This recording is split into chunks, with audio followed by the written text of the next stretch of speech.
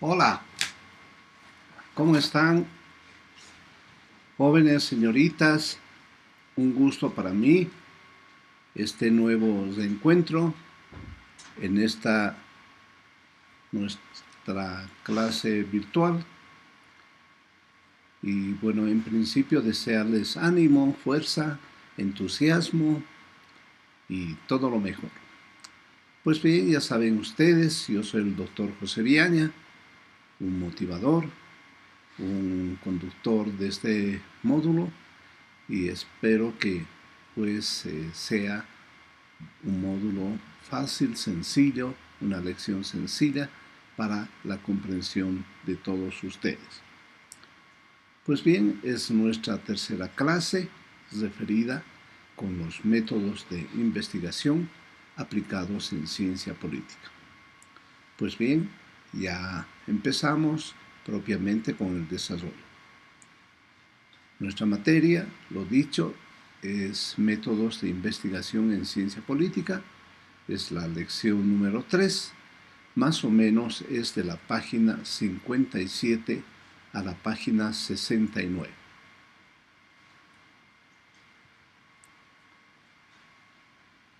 Bien, entonces una breve explicación para que se entienda el contenido, el desarrollo de este módulo. Pues decirles, estimados jóvenes y señoritas, de que, bueno, mi intención es de que estas clases sean didácticas, sean sencillas y sean de fácil comprensión de parte de todos ustedes. De tal manera que yo lo que hago con el texto es simplemente de volverlo, por decirlo así, en un formato sencillo, resumido, para la fácil comprensión de todos ustedes.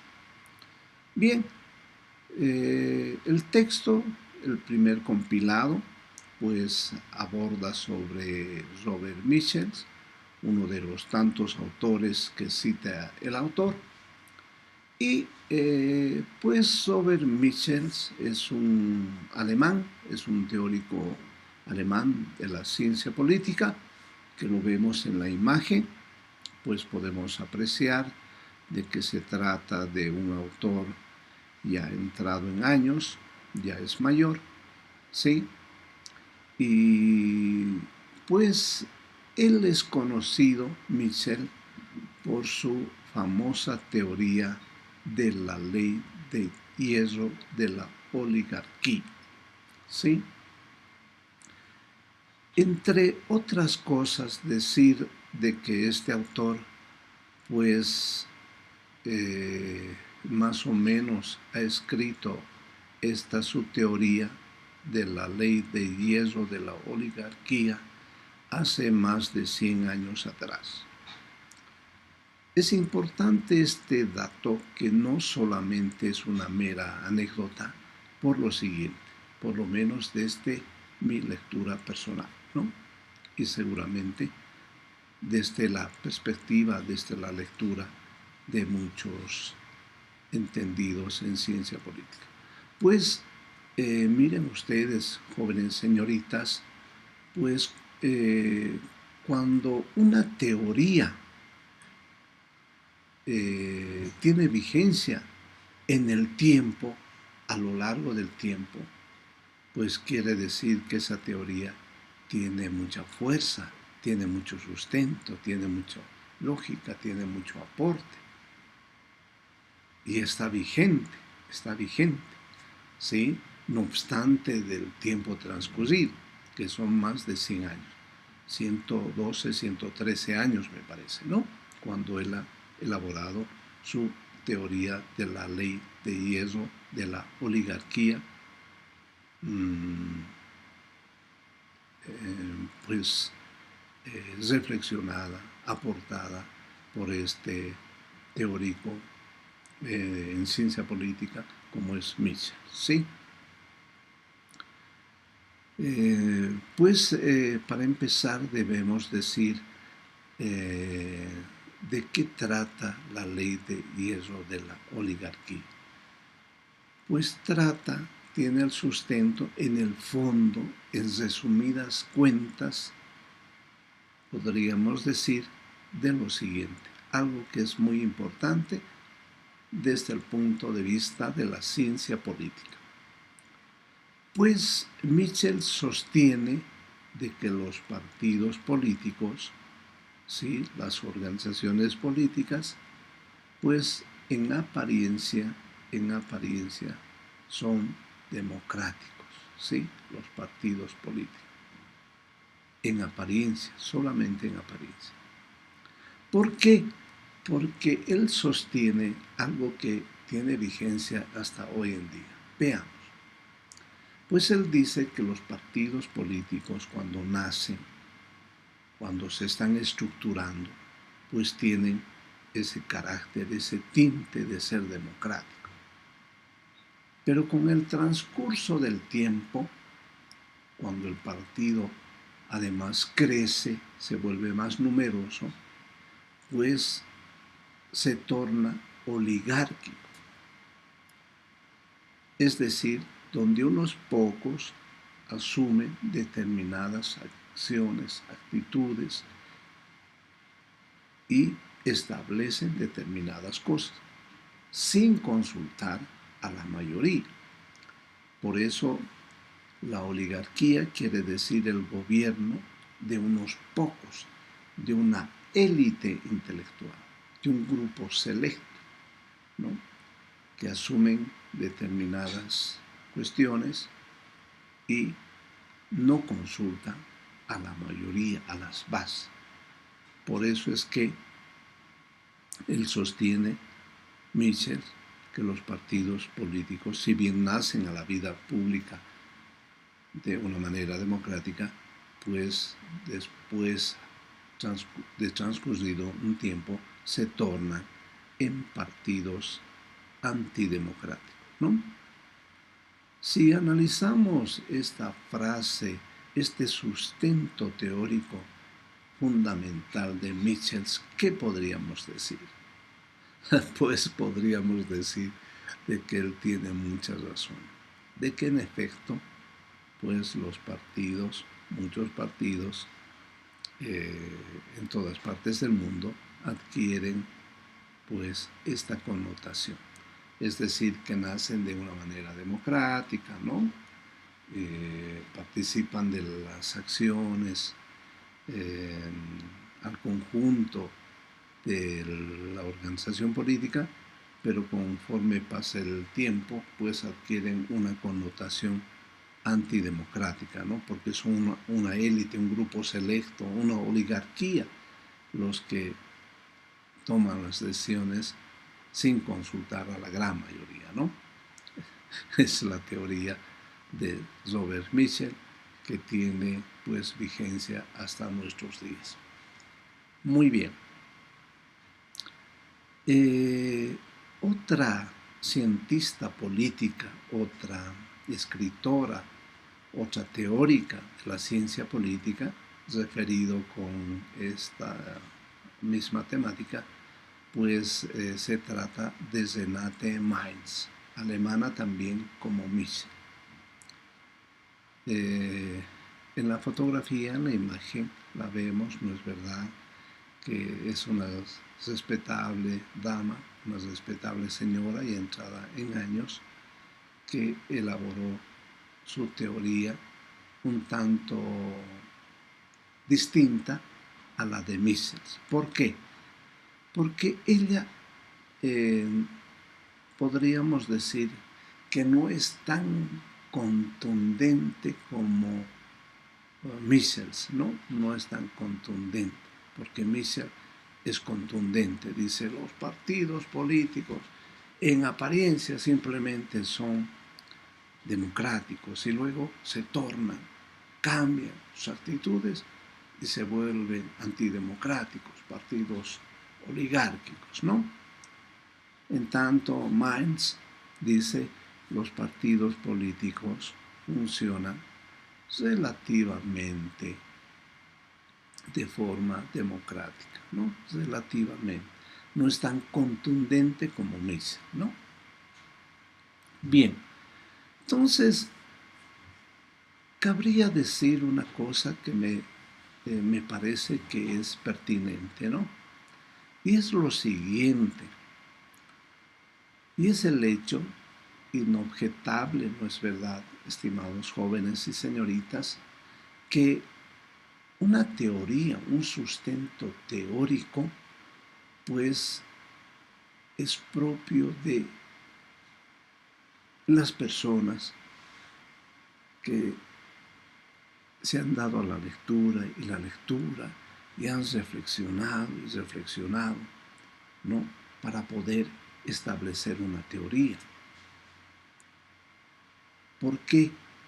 Porque una teoría nace pues de la lectura, el aprendizaje y la relectura y el pensar, el reflexionar sobre una materia determinada. Y en este caso, sobre ciencia política. De tal manera que generalmente una teoría se la esboza cuando uno ya ha entrado en años, porque ya ha leído y se ha leído, has reflexionado y estás recién en la capacidad intelectual como para poder elaborar una teoría. Generalmente una teoría es muy complicado, muy difícil de elaborar. ¿Listo? Por eso que se trata de personas ya de la edad adulta, ya personas pues entradas en años, ¿no? Bien, seguimos viendo a estos consagrados autores que en ciencia política pues son muy conocidos. Claro, habrá que decir también lo siguiente. Seguramente para muchos de ustedes, pues estos autores resultan siendo nuevos, me imagino, para la gran mayoría, porque entiendo que la gran mayoría, los de este curso, pues son estudiantes de último año de colegio.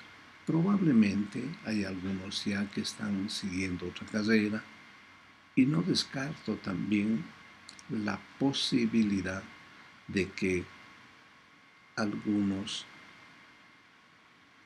participantes sean profesionales a lo mejor, pero serán contados, de tal manera que yo a ellos les pediría mil disculpas porque el propósito es de que el contenido y la explicación sobre la temática de estos textos pues tenga que ser con un carácter sencillo, didáctico y en términos muy generales, ¿no? Puesto en el especial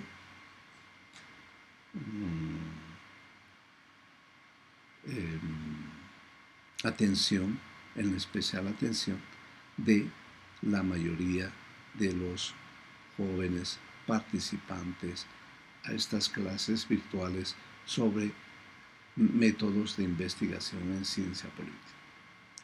Bien, entonces vemos a otros dos autores, en este caso el primero en la fotografía superior derecha, se trata de Giovanni Sartor. Él es un italiano, ¿no? Un teórico en ciencia política, pero cuyo interés está puesto más bien en el método comparativo. Ya sabemos que el método comparativo es el método por excelencia de la ciencia política.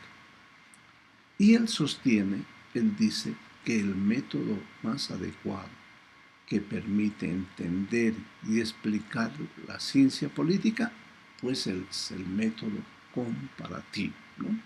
De tal manera que él está poniendo de manifiesto, está expresando que el método comparativo es fundamental es esencial en ciencia política, ¿no? Bien. Luego abajo vemos también otro autor, otro teórico consagrado, también entrado en años, ¿no es verdad? Como vemos en la fotografía, se trata de Gabriel Almo, ¿no? Él es norteamericano y es un especialista sobre todo en el método comparado, ¿no? El método comparado, ¿no? Está poniendo siempre de manifiesto, como es otro teórico devenido de la ciencia política, pues en este método que es un método trascendental en la ciencia política, ¿no?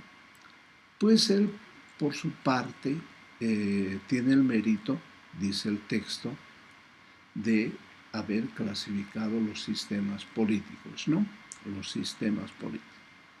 ¿Cuáles serían estos sistemas políticos? Los hay muchos, ¿no? Para empezar, el sistema democrático, ¿no? O el sistema republicano. En fin, una serie de sistemas políticos bajo los cuales está organizado, pues, el Estado, ¿no? Bien, entonces pasaremos a la diapositiva número 4 y pues trata sobre la importancia del método comparado en la ciencia política. Bien, estamos en la diapositiva número 4 y claro, el método comparado en ciencia política es importante y hay tres dimensiones. La primera dice porque el método comparado, la aplicación, la utilización del método comparado en ciencia política nos permite pues comprender la diversidad política. ¿Cómo es esto? Pues el método comparado permite a los investigadores comprender la diversidad de estructuras políticas e instituciones. ¿Cómo es esto? Pues la realidad política y las estructuras políticas y las instituciones pues son distintas, ¿no? La realidad política y las estructuras políticas e instituciones, cómo están organizadas, en fin, de Bolivia con respecto a otros países es distinta. La realidad política institucional, por ejemplo, de los Estados Unidos es distinta a la realidad boliviana, como la realidad boliviana es muy distinta a la realidad argentina, ¿no es verdad? De tal manera que la realidad y por tanto las estructuras políticas e institucionales son diferentes, ¿sí? El sistema político, el sistema de organización de los partidos políticos, por ejemplo, en Bolivia, es muy distinto de la realidad británica, ¿no? Se organizan de distinta manera, ¿no? Entonces, como su realidad también económica, social, política es distinta, distinta también es su organización de sus estructuras políticas e institucionales. ¿Listo? Muy bien. Pasamos a la diapositiva número 5 y siempre viendo la importancia del método comparado en la ciencia política, esta vez su segunda dimensión respecto de su importancia, pues decir que el método comparado, aplicado, utilizado, empleado en ciencia política, como sostiene el autor de este primer compilado, de este texto, pues permite formular hipótesis y teorías, ¿no? El método comparado permite elaborar hipótesis y teorías sobre cómo funcionan las instituciones políticas y cómo influyen en el comportamiento de los políticos. ¿Qué son las hipótesis? Las hipótesis son suposiciones y las teorías son ideas, ¿no? En conjunto son un conjunto de visiones, de percepciones, de ideas que uno tiene respecto de las instituciones, de cómo funcionan, ¿sí? Permite, por ejemplo, hipótesis, yo puedo sostener la hipótesis que a lo mejor el sistema institucional político argentino, a lo mejor, como hipótesis puedo decir que es mejor el argentino que el boliviano. ¿Y de qué manera tendré que yo argumentar? ¿De qué manera?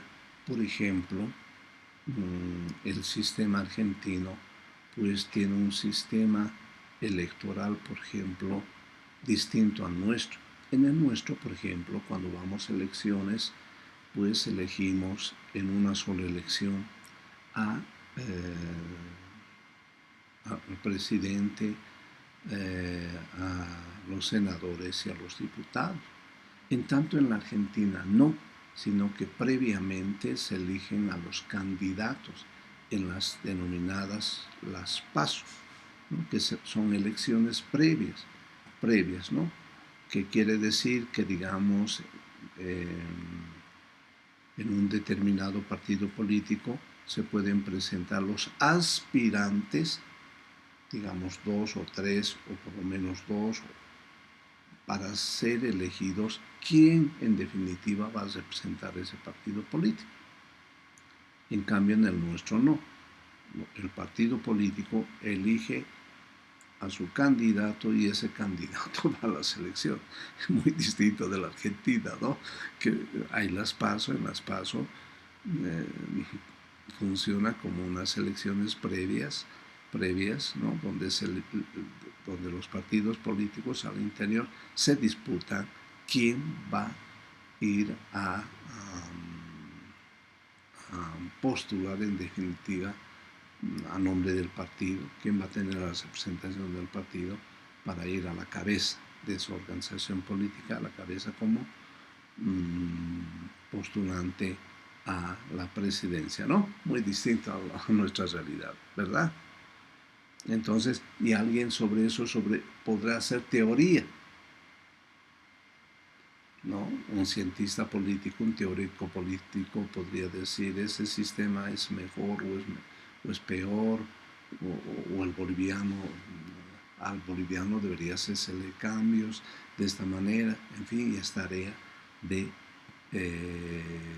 formular hipótesis y teorías que corresponden a la ciencia política, al teórico de la ciencia política.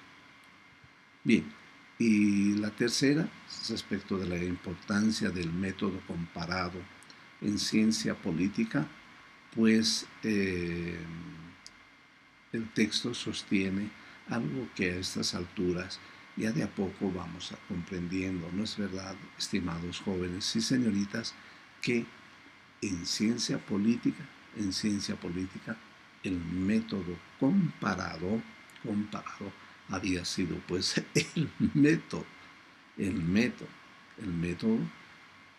por excelencia. Y ya sabemos, ¿no es cierto?, en general que existen muchos métodos. El método analítico, el método reflexivo, el método deductivo, el método inductivo, el método del materialismo dialéctico, el método del materialismo histórico, en fin, muchos métodos. Pero en ciencia política, el método comparado había sido el método más importante. ¿Listo? ¿Estamos? Muy bien. Seguimos adelante. Bueno, el texto también nos habla de algunos teóricos ciertamente muy importantes y uno de ellos es George Sibelius, que es un griego norteamericano, ¿no? Bien, entonces de él dice el autor de este primer compilado que se especializa en política comparada. es decir, en el método fundamental de la ciencia política. Y él desarrolló, Sibelius, una teoría sobre los sistemas políticos y le llamó su teoría de la Beto Place. ¿Cómo es esto? Lo explico de una manera didáctica, sencilla para la comprensión de todos ustedes. Teoría de la veto. ¿Qué es un veto? Un veto es un rechazo. Decir no, me opongo, no, ¿no? Y players es jugadores. Entonces, ¿qué sostiene Sibelius?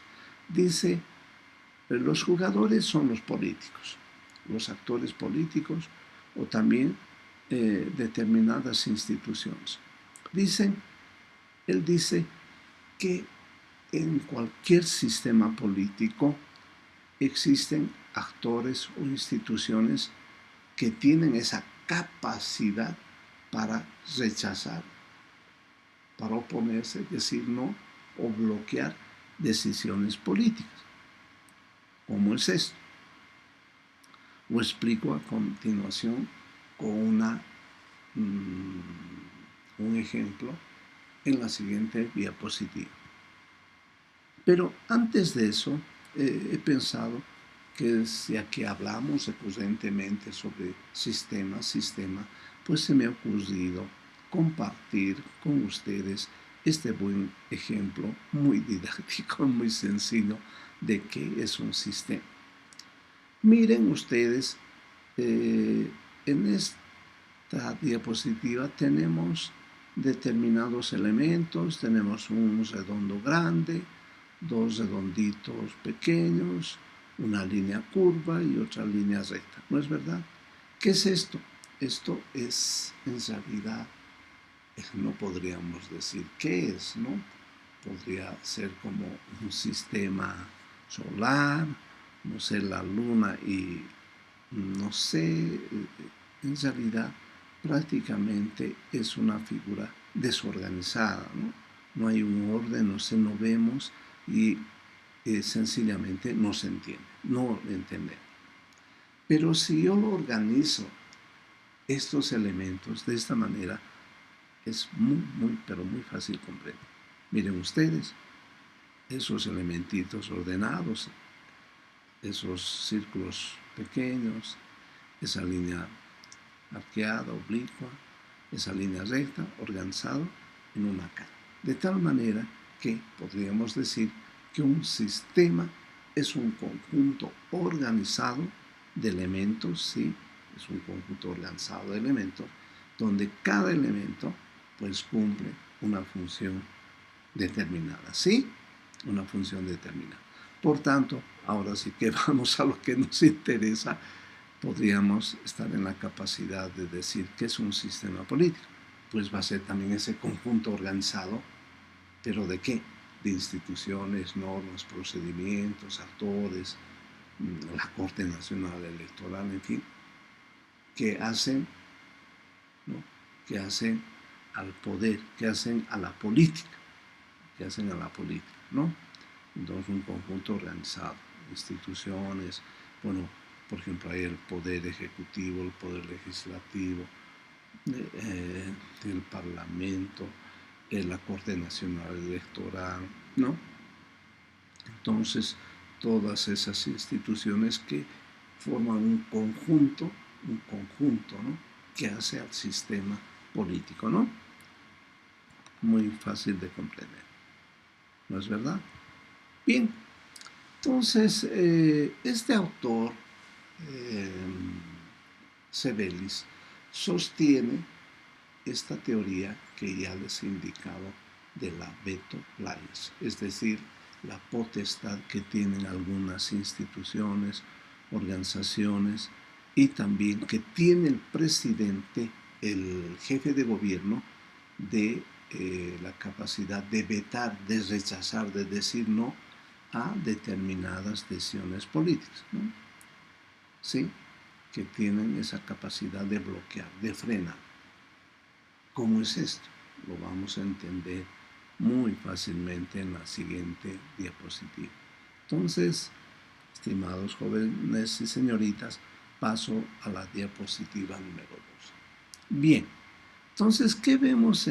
Empezaremos por la imagen de abajo.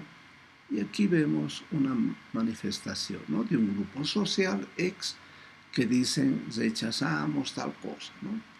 Es decir, por ejemplo, si el Ejecutivo, es decir, el presidente, determina una ley, digamos el pago de impuestos, entonces aquí actúan se cumple, mejor dicho, se cumple a cabalidad la teoría de la veto place, es decir, los jugadores que vetan, que rechazan, que se oponen, que dicen no. Por ejemplo, en nuestro medio, ¿no? Alguna vez que el Ejecutivo, el presidente, determina el pago de impuestos, digamos, a los cooperativistas, digamos, por la extracción del oro, un determinado monto. Entonces los cooperativistas se vienen todos a La Paz y a protestar. Entonces le ponen un veto, dicen no, rechazan esa política, esa determinación. Entonces se expresan oponiéndose, le ponen un veto a esa decisión política. ¿Sí? Muy fácil. O los gremiales, digamos que les piensan imponer también un impuesto, entonces que afecta a sus intereses y por tanto salen en manifestaciones, ejercen su poder como institución, como bloque mayoritario de decir no, rechazamos, no queremos, ¿no? Entonces ejercen su facultad de veto place, de veto como jugadores, como actores políticos. Pero también esa potestad del veto las tienen los jefes de Estado, los presidentes. Ustedes saben, ¿no es cierto?, que en los parlamentos del mundo, proponen proyectos de ley. Entonces entran en un consenso y eso mandan al presidente para que el presidente pueda aprobar, observar o finalmente vetar. El presidente no está de acuerdo, por tanto lo rechaza. Y si está de acuerdo, pues lo firma y eso se publica oficialmente en la Gaceta de Bolivia. Pero algunas veces el presidente no está de acuerdo y dice no. Por tanto, lo vemos en la imagen de arriba. El presidente mexicano está renegando, ¿no? A lo mejor no está de acuerdo con algo, se está oponiendo. Vamos a suponer, dice, no estoy de acuerdo con esta ley, que el Parlamento quiere hacerme firmar y yo me opongo. Entonces lo mando para su revisión con las observaciones del caso, ¿no? Bien, entonces es la facultad, en síntesis diríamos, el juego de las veto players, la facultad que tienen tanto los actores políticos, en este caso encabezados por el presidente, de oponerse a determinadas decisiones, o como también tienen las organizaciones, las instituciones políticas, de decir no estamos de acuerdo, rechazamos, ejercen su poder de veto, ¿no?, como jugadores, como actores políticos, veto players, ¿sí? Bien, sigamos adelante. Entonces las comparaciones, además en el texto, estimados jóvenes, señoritas, hay también algunos términos, algunos conceptos que conviene aclararlos, ¿no? Y uno de ellos, siguiendo la lectura del primer compilado, pues se trata de estas dos dimensiones llamadas como diacrónicas, sincrónicas y diacrónicas. Sincrónicas y diacrónicas en ciencia política. Bueno, ¿qué son en ciencia política? Lo sincrónico y lo diacrónico. Entonces, son dos enfoques diferentes, dos maneras de analizar los fenómenos y los sistemas políticos. ¿De qué manera? De esta manera. Paso a la diapositiva número 14. Por una parte, lo primero, las comparaciones sincrónicas son las comparaciones que se centran en analizar y comparar sistemas políticos en un momento específico del tiempo, en un momento determinado, sincrónico, ¿no? Lo sincrónico, en un momento determinado del tiempo, ¿no? Es decir, que estudia a la manera, digamos, de cómo uno saca una fotografía en un momento determinado del tiempo, una fotografía, y para analizar la salida en ese determinado tiempo, ¿sí?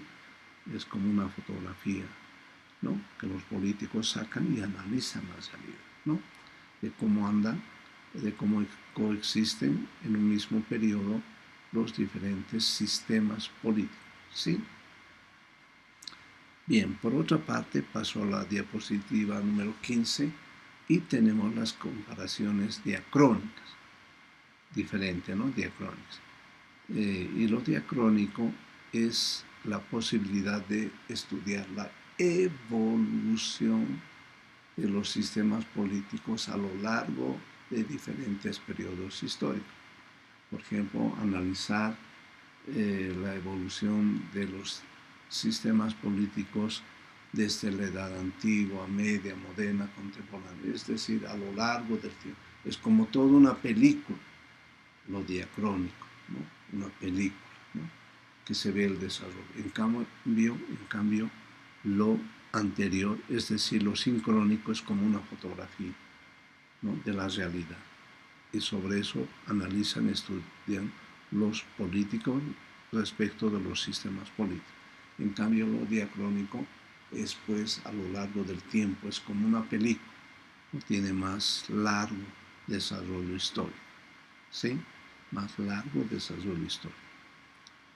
Bien, paso a la diapositiva número 16, precisamente también para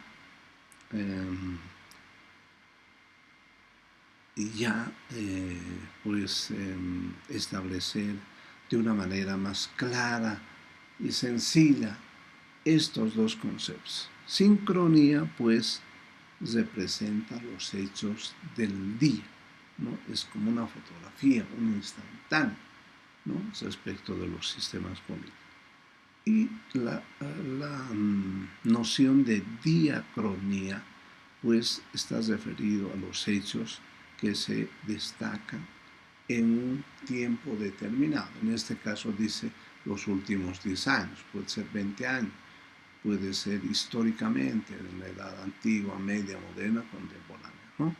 O sea, lo sincrónico es un estudio de un periodo de tiempo. Por ejemplo, digamos, desde el punto de vista de la ciencia política, podríamos analizar bajo estos dos conceptos, digamos, sincrónico, la evolución, digamos, del MNR, como ha sido, tomando este concepto sincrónico, ¿no es cierto? Digamos, cómo ha sido en 1952, ¿no? Cómo ha sido su papel ese año de la revolución, ¿no? Pero, asumiendo lo diacrónico, puedo analizar digamos, en el tiempo, no de ese momento que fue la revolución del 9 de abril de 1952, del MNR, sino de cómo se conformó, cómo se estructuró a lo largo del tiempo y cómo finalmente hizo la revolución, y es más, cómo fue su desarrollo posterior y cómo finalmente llegó a sus últimos días, es decir, en un largo periodo de tiempo, ¿no es cierto? Entonces, lo sincrónico es específico, particular, en un momento determinado. Lo diacrónico es a lo largo de un proceso histórico determinado, años, épocas, en fin, ¿no? Bien, paso a la diapositiva número 17. En resumen, las comparaciones sincrónicas analizan los sistemas políticos en un momento específico del tiempo, en un momento, como una fotografía de la realidad. Eso estudian los que se abocan a la ciencia política. En cambio, las comparaciones diacrónicas estudian la evolución de los sistemas políticos a lo largo del tiempo, o sea, lo diacrónico. Lo diacrónico es a lo largo del tiempo. Lo sincrónico es concreto, es específico. Lo diacrónico es a lo largo del tiempo. ¿Sí? Bien, paso a la lámina 18 y pues dentro de la lectura de este primer texto pues existen algunos autores mencionados muy importantes. Uno de ellos es Alexis de Tocqueville, ¿no? Parece que en francés se pronuncia como Alexis de Tocqueville, ¿no? Pero la mayoría lo lee como Alexis de Tocqueville, ¿no? Bueno, él es un importante político y a lo largo de la lectura de su carrera, ya cuando ingresen a la carrera, podrán ustedes adentrarse más en el pensamiento de este importante teórico de la ciencia política, ¿no? Entonces, pero es un autor al que hace referencia el texto y de él rescato lo siguiente que es muy importante. Él dijo algo muy, pero muy importante y muy cierto también, ¿no? Él escribió el libro que vemos en la parte izquierda de la diapositiva, que es el resumen, bueno, es La democracia en América. El libro seguramente es un resumen, pero él escribió La democracia en América, pues estudió la democracia en América, sobre todo de Norteamérica, ¿no? Y él dijo algo muy contundente, muy serio y muy válido. La democracia puede ser el mejor sistema del mundo de gobierno, ¿no? O como puede ser, o peor, ¿sí? Esas afirmaciones así taxativas, ¿no? Y me voy a permitir ya, para terminar nuestra clase de hoy, poner estos bonitos ejemplos que los he copiado de internet. Miren ustedes qué interesante es esta imagen, ¿no? Dice este personaje, es un preso y debe tratarse de un dictador, por lo que dice, ¿no? Dice, la democracia es el peor de los sistemas, ¿no? Él dice, todos los dictadores te dirán, la democracia es el peor. Claro, porque la democracia no les conviene, porque ellos como son dictadores, para los dictadores puede ser un mal sistema, ¿no? ¿No es cierto? Porque ellos quisieran tener todo el poder, pero la democracia no les permite, ¿sí? Y finalmente, esta última imagen que es muy excelente, muy buena. Se trata de un conjunto de políticos que están acudiendo a una tienda de máscaras para comprarse. Y ya sabemos, muchos de los políticos en todas las realidades del mundo pues utilizan distintas máscaras, ¿no? Algunos que son dictadores se presentan como buenos, como democráticos, ¿no? Entonces es muy propio de la faceta también que tienen los políticos, ¿no? ¿No es verdad? Bien, y finalmente, jóvenes señoritas, pues para mí ha sido un gusto el poder compartir con ustedes estos breves minutos. Muchas gracias por su gentil atención y nos vemos hasta el próximo video de la clase número 4, más o menos que va a tratar de las páginas 261 a la 270. Entonces, lo dicho, me despido de todos ustedes, deseándoles de que les vaya muy bien y ánimo, fuerza para estudiar, estimados jóvenes señoritas. Hasta luego.